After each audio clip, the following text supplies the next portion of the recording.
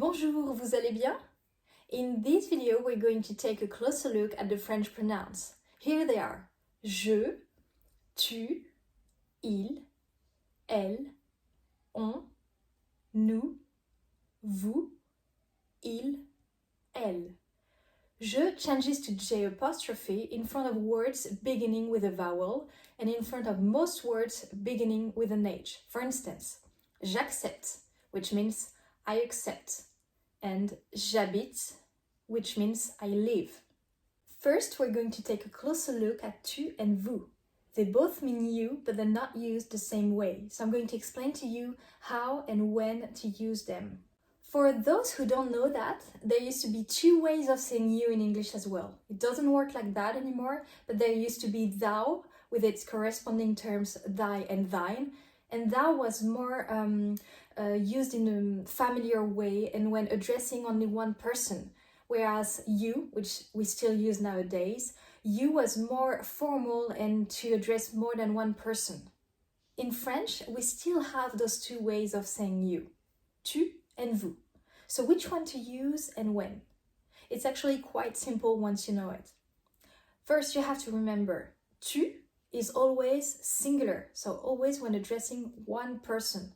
Vous can be the plural form of you, so when addressing more than one person, but it's also used when addressing a person you don't know, so a stranger. You've never seen that person in your whole life.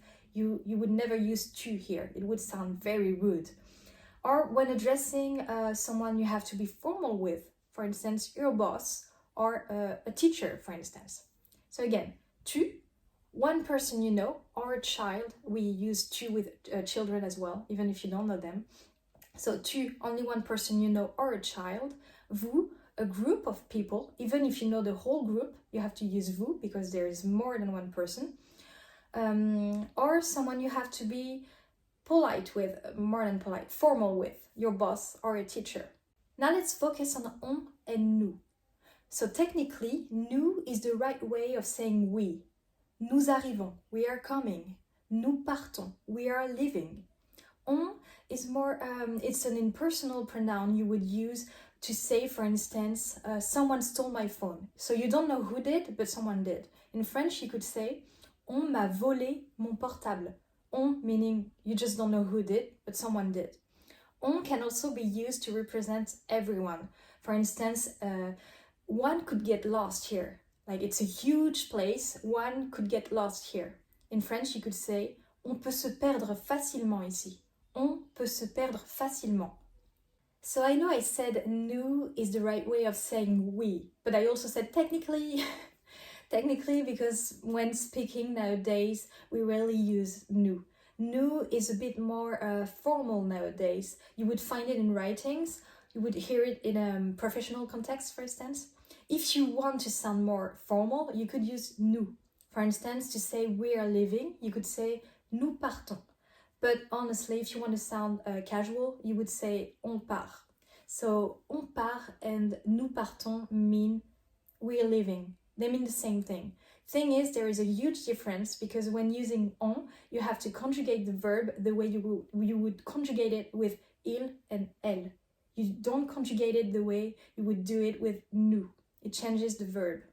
I want to say something about il and elle. So il, the masculine way of saying they, and elle, the feminine way of saying they. So when talking about a group of only women, you have to use elles. Elles sont jolies. They are very pretty. They are pretty. When talking about a group of men, only men, you have to say ils. Ils sont grands. They are tall. But what if inside your group you have men and women all together? You have to use il anyway, even if there are women inside the group, because men are stronger than women? No, I'm just kidding. You just use il, that's the rule. Thank you for watching. If you liked the video, you can press like. And of course, if you want to learn more French, you can subscribe to my channel. Voilà, bonne journée, à bientôt.